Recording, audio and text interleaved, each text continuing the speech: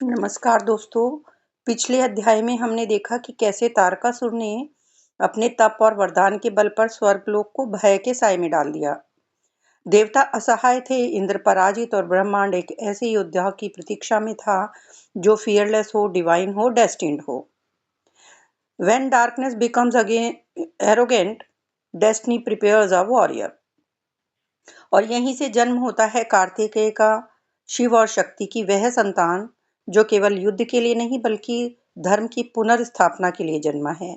और आज के इस अध्याय में हम देखेंगे कि Kartikeya versus Tarak not just a war but a cosmic decision.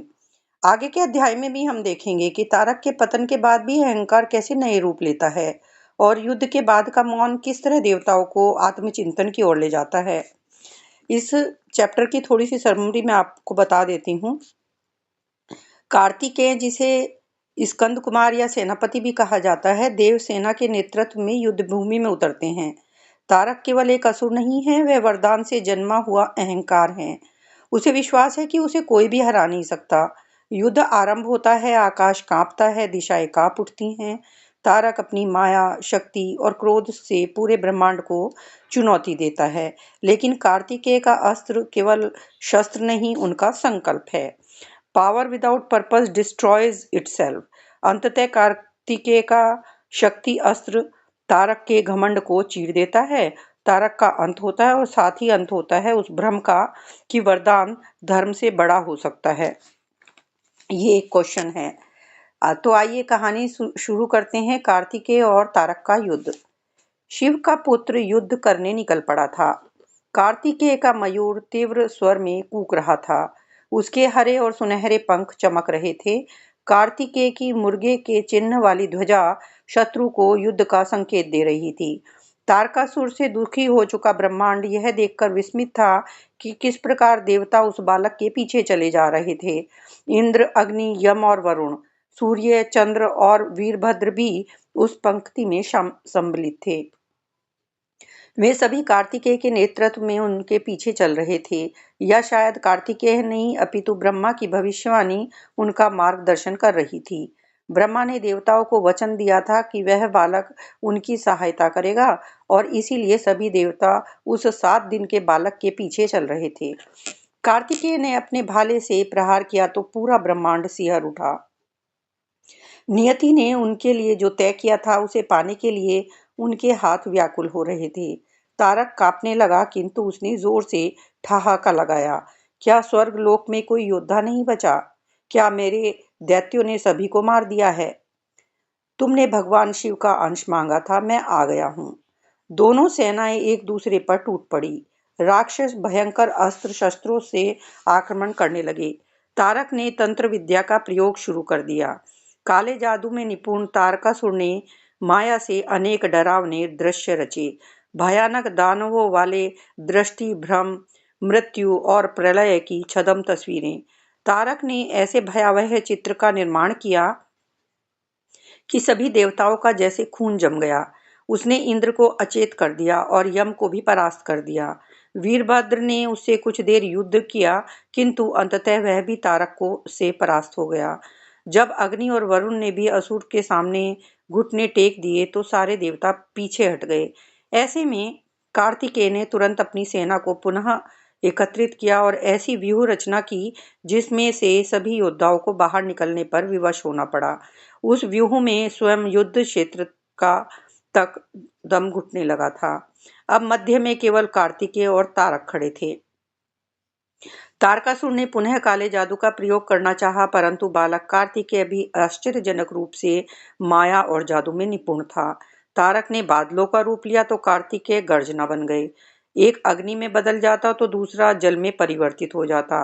अंधकार के विरुद्ध प्रकाश, सिंह के विरुद्ध गज, बाज के विरुद्ध नाग।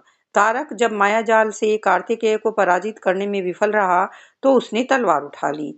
उस धारदार तलवार की चमक कार्तिकेय के भाले पर पड़ रही थी। उस भीषण युद्ध से चारों ओर धूल उड़ने लगी। दोनों के आसपास धूल का घना बादल उठने लगा, जिसमें यह देखना कठिन था कि युद्ध में किसकी हार और किसकी जीत हो रही है। केवल अस्त्र शस्त्रों के टकराने के शोर से द्वंद्व की उग्रता का पता लगता था। धीरे धीरे तारक की तलवार का विलाप सुनाई देने लगा। उसकी बर्बरता कम हो चली थी, वह मौन होने लगी थी। धूल का बादल छटा तो सबने देखा कि ब्रह्मा की वाणी सच हो चुकी थी। कार्तिकेय ने भाले से तारक की छाती को चीर डाला था। 6 सिरों और 12 भुजाओं वाला बालक कार्तिकेय अपने समस्त वैभव के साथ खड़ा मुस्कुरा रहा था। देवताओं ने पुनः आक्रमण कर दिया और दैत्य पराजित हो गए। मयूर नृत्य कर रहा था। मुर्गी के चिन्ह वाली पताका आकाश में लहरा रही थी। ब्रह्मा का हृदय प्रसन्नता से झूम उठा, किंतु अगले ही क्षण वे फिर चिंता में डूब गए। यहाँ कहानी समाप्त होती है। अब इस कहानी का कंक्लूजन यही निकलता है कि तारक का वध केवल एक असुर का अंत नहीं है। यह उस विचार की हार है जहां शक्ति को धर्म से ऊपर रखा जाता है। कार्तिकेय विजय होते हैं, लेकिन यह विजय गर्व की नहीं, कर्तव्य की विजय है। True victory is silent, it does not celebrate itself. देवता बच जाते हैं, पर कहानी यहीं समाप्त नहीं होती, क्योंकि हर युद्ध के बाद एक नया प्रश्न जन्म लेता है। इस कहानी का मैसेज है, हमें एक संदेश देती है कहानी कि शक्ति तभी शुभ होती है जब वह धर्म के साथ जुड़ी हो। दूसरा मैसेज इस कहानी से ये मिलता है कि अहंकार चाहे कितना भी शक्तिशाली क्यों ना हो, उसका पतन निश्चित है। तीसरा मैसेज मिलता है कि नेतृत्व का अर्थ है अपने ईगो को नहीं, अपने पर्पस को आगे रखना। Ego fights to win, dharma fights to restore balance. इस कहानी से सीख मिलती है कि destiny is not inherited, it is earned. Kartikeya के जन्म से नहीं, अपने कर्म और अनुशासन से सेनापति बनते हैं। Boons are useless without wisdom. जैसे कि आपने देखा, तारक के पास वरदान तो था, पर उसके पास विवेक नहीं था। War is not about hatred, it is about responsibility. जैसे कि कार्तिकेय को हमने देखा, वो कार्तिकेय का जो युद्ध था वो क्रोध से नहीं था, कर्तव्य से प्रेरित था। Evil falls because it overestimates itself. यहाँ पर तारक एक ईविल का सिंबल है। तारक की जो सबसे बड़ी कमजोरी है वो है कि उसका आत्मविश्वास उसमें नहीं था, बल्कि उसमें अहंकार भरा हुआ था। तो यह था महागाथा का 34वां अध्याय, कार्तिकेय और तारक का युद्ध। एक ऐसा युद्ध जो हमें सिखाता है कि सबसे बड़ी लड़ाई बाहर नहीं, भीतर होती है। When purpose leads, victory follows. अगले एपिसोड में हम मिलेंगे एक और कहानी के साथ। शिव बने Tripurari. Thank you so much.